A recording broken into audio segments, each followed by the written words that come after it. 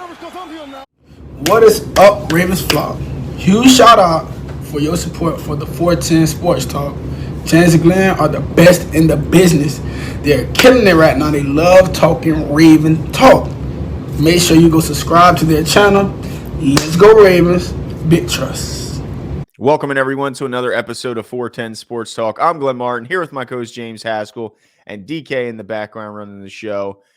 In this episode, we're going to talk about, Jimbo, I think 2 months ago, there was a lot of fans that were starting to count this guy out and thought maybe it's time to move on, cut your losses. Will this guy ever play another down of football, much less return to any bit of the old form that we were used to seeing? But Ronnie Stanley has not only come back, Jimbo, but this guy, I mean, look, I'm still knocking on wood when I talk about him, but I mean, how impressed have you been with Ronnie Stanley in the first 9 weeks of this season? Yeah, no, super impressed because, if you remember, we were even, I know that I'll say it with, full clarity here. We both were kind of upset about the way they integrated him in with the rotating lineups and him going in and then McCary going in and things like it's like, okay, when are you going to rip the Band-Aid off and let this guy do his thing? So, then of course, due to injuries, he kind of got pushed into being just the guy, right? Like that's just kind of how it went. And so with all that in mind, I mean, it's just been so impressive to watch. You easily forget how athletic Ronnie Stanley is, how imposing Ronnie Stanley is, how much of a leader Ronnie Stanley is. Lamar Jackson talked about that in that Ronnie, kind of corrected him he talked about in his post-game presser and that they're good now and things like that. So, man, the impact of Ronnie Stanley is just astounding. And I think it's something that we all took for granted and really forgot about because it had been basically 2 complete seasons since we'd seen him out there. So I've been super impressed, to answer your question, with Ronnie Stanley and his comeback and his ability to, I mean, he looks like he's in form. And no doubt. And this guy had some pretty severe injuries that he had to come back from. I mean, this was bad news what he had to go through. And so the fact that this guy has come back and is now according to PFF, he's the best pass blocking tackle in the league this year. He didn't just come back, Jimbo. This guy is back to his old form. And you mentioned his run blocking. I mean, so he's the best pass blocker. Well, laterally, he's all over the place, man. It's awesome. 100%. Absolutely. And the offense, when Greg Roman's asked about different guys being shuffled in and out of lineup for injuries, and he always talks about how his playbook and his plays available to him is huge. But as guys get taken out of the lineup, talented guys get taken out of the lineup, replaced by less talented guys, it shrinks down what he can actually run out of that massive playbook. Well, when you have a guy as athletic as Ronnie and as good as Ronnie, he has so many plays he can run because he didn't have a guy at left tackle who could move like him. No, you can just have implicit trust in to get the job done. Exactly. A guy that you don't have to constantly babysit with tight end help or running back help or even a double team from the guard. Yeah, and in fact, the exact opposite. In a lot of cases, you're like, well, we have the upper hand in this matchup. Absolutely, and no doubt about it. And then you couple that with the fact that you have athleticism really all over the offensive line. I mean, I don't know if you'll have a more athletic center in the league than what Linderbaum's going to be for the next decade.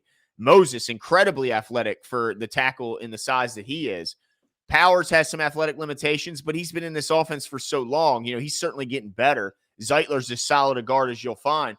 But what Stanley does is he allows all those guys to be better. It's like we talk about how Lamar gets everybody better. Well, I think Ronnie has that same effect on the rest of the guys on the offensive line. I don't know if it's simply I don't know exactly, but do you think it's similar to when Marcus Peters, even if Marcus Peters isn't playing his best, the confidence he brings to the guys around him in that room, do you think it's similar to what Marcus can do? Yeah, I agree as far as like the mentality and like, you wanting to up your game up and the confidence and things like that for sure. And I mean, suffice it to say, we're both impressed with Ronnie Stanley and really excited about his comeback. Yeah. But Glenn, it kind of seems like he's being overshadowed as far as the 100%. NFL storyline when it comes to like him being considered as a comeback player of the year. Yeah, let me just tell you this list, Jimbo. I have a list of the odds-on favorite currently to win comeback player of the year. It's a list of 16 members. And Ronnie ain't on the damn list. Throw it out and burn it. How in the hell is a guy with that type of injury to not just return, but to return to what looks to be all-pro status level play? He's not in the top 16. This might be as bad as leaving Clay out of the top 75. Yeah, this is just, I mean, this is, let me ask you this. Egregious. Cam Akers is on this list. Cam Akers isn't even playing for his team. Like his team is going, hey, I know we tried to trade you and all that, and nobody wanted you, but now we really could use you back. Like, he's not even playing for his team. How is he on this list? Chris Godwin, their team is absolutely in shambles, and outside of another comeback and win he's not lighting the world on fire. No. Marcus Mariota? Daniel Jones? Ooh. Daniel Jones, a comeback player means you have to have been something, right? And or do something this year? I mean, outside of his team's win-loss record, what has he individually done except hand the ball to Saquon? I don't understand. Wow, that one is shocking to me. Who else you got on this list? I mean, even the guys near the top, because I understand there's been players in the when you look back at the list of guys who have won this in the past, who have won this based on the NFL Comeback Player of the Year award is kind of interesting because most leagues have a comeback player and a most improved player, but this one kind of seems like a catch-all for both. But when you look at the list of guys, it's definitely been more so guys coming back from injury, but there have been guys on this that have won this award simply based on a jump in performance. Some of these not so impressive of a jump, but a jump nonetheless. My only thing is when I look at Joe Burrow won it last year, coming off a monster injury, understandable. Alex Smith coming off a monster injury, get that. But then guys like Ryan Tannehill won it in 19 after not playing very well. I mean, at 2,700 yards passing, 22 touchdowns, he won comeback player of the year. That's not that impressive. So, but what I look at is guys getting hurt and then coming back and playing well. All right, so leading this list, Geno Smith is right now the current odds-on favorite to win. Was he hurt last year? No. Wasn't hurt. So, not sure why. I mean, I get that he didn't but he didn't play because he couldn't win out his own position battle. I don't like that. Saquon Barkley, he's number 2 on this list. He played last year. He played a lot last year. So, what I mean, I know he's definitely looks like the Saquon of the year before, and he clearly didn't recover fully last year. I don't like Saquon on this list when he played so much last year. The next two, I'm going to have a hard time arguing over, okay? Derrick Henry and Christian McCaffrey, those guys rightfully so on this list. And if you want to argue they're better, they're above him, okay, I haven't argued. Will Derrick Henry and Christian McCaffrey be the All-Pro? That would be my argument, and I think that Ronnie Stanley's on his way. Jimmy, what do you think about that argument? Yeah, I think that's a fair argument. And there's also an argument to be had about now. You got to hang with me here. But, because Christian McCaffrey and certainly Derrick Henry are extremely impactful to their team. Like they are in a lot of ways offensively where the buck stops, right? And that isn't the case with the Ravens because you have Lamar Jackson, which will always be where it starts and finishes for the offensive line, or excuse me, for the offense as a whole. But it is extremely hard. I mean, look how much the Niners just paid Trent Williams, right? Mm-hmm. And everyone knows, like, I think who was it?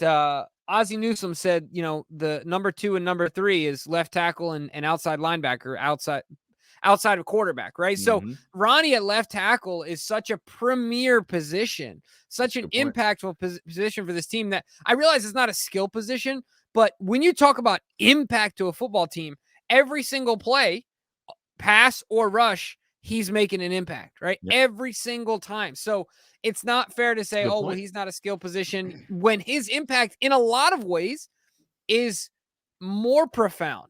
Well, follow the money, Jimbo. Who gets paid more, a running back or a left tackle? Right. I mean, absolutely. Obviously, not Ronnie even close. Stanley. Yeah, I think Ronnie Stanley's made more money without playing a game of football than a lot of guys will make in their entire career, just banking on the opportunity to have him out there at all pro form like we're seeing right now. So I understand that those guys look at the end of the day, it's about storyline. So Glenn, this is, mark my word, this is what it's going to be. Ronnie Stanley will be in serious consideration for this award if and only if the Ravens make a serious run.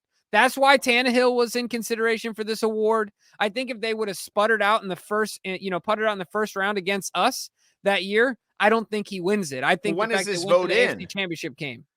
When is the vote in? Is the vote in before the playoffs? Is the vote in at the end? I don't know.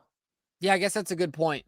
So let me revise my comments. In the regular season, then, if we run the table, got to, right? I mean, there's no way that you can say, Ronnie, has he made that much of a difference? Here's an interesting note. Each of the last 8 comeback player of the years missed at least 5 games due to injury the year before. What's his name? Gino? He missed 5 games due to injury last year. Yeah. That's no defensive player has won since Eric Berry. And in how many players, I'm sure there have been, but in the past, how many players have come back from 2 major surgeries? You know what I mean? In the same place. And like, I know Alex Smith, he had tons of surgeries, but what I mean is that like Ronnie had surgery 9 months or 10 months later, whatever it was, had another surgery on the same, and the reoccurring injury over again. So he had to go through that 2 times. Absolutely. I mean, I think Gino being at the top of the list, like you talked about storylines, Gino's going to end up winning this, and it's ridiculous. What's he coming back from? Being punched in his mouth by his teammate because he didn't show up to a charity event, he promised? I mean, what is he coming back from? I don't get it. He was gifted a really good roster. I don't like Gino being at the top of this list at all. It's really grinding my gears and everything. I'm staring at it right now. I'm looking at his name. It's infuriating you? Dude, how is it that Cam Akers is on this damn list? How is Juju Smith-Schuster on this list and not Ronnie Stanley? Yeah, no joke. Oh my that God. is an absolute joke. So I don't know who's running these odds or who, but man, Ronnie needs to be on this list. This guy he's being completely overlooked. It's nonsense. And I will say it first because there had to have been a moment where I doubted or I threw some shade to Big Ronnie, and I was wrong. I apologize to you, Ronnie Stanley. You were I was wrong to I don't even remember doing it, but I'm saying this anyway. Well, I remember. Did I? We both did. We both did for sure. Look, as did everyone else. It's like exhausting when you're so emotionally invested in it, and you know what I mean. And then how good he could be if he was just out there. And then week after week, it's no progress. Nothing new. Nothing new. And it's like, so yeah, I'll speak for Ronnie. Appreciate the apology. Appreciate the apology. I'm sure he appointed you his spokesman. But let us know what you guys think. Look at that storyline. Wow. Can Ronnie be the first? Blasphemy. You see that? Yeah, how did Trent Williams not win it after beating cancer? That's a good point. That's because they gave it to Joe Burrow. Oh, right? That's a bunch of crap. The dude beat cancer. Yeah, that's pretty. Hey, Eric Berry was the last player to win it as a defensive player, and he did it beating cancer. Yeah. Beat the pants off of cancer. That's right. Him and Trent Williams, dude. That's right. Jeez, get out of here. But let us know what you guys think. I mean, am I crazy to say that Ronnie Stanley should certainly be in consideration at the very least? And I think he should be at the top of the list for odds. Or am I a little off base and maybe drinking the purple Kool-Aid a little too much? Yeah, and for all of you that are out there that are watching the show, that are new to the show, yeah, Glenn, hit the subscribe button. It's real easy. YouTube makes it easy for you. Just hit the red button. That's it. And if you're really feeling fancy, hit that notification bell so we can keep you up to date on all your Ravens news. But honestly, just let us know what you think in the comments below, and we'll talk soon. See ya.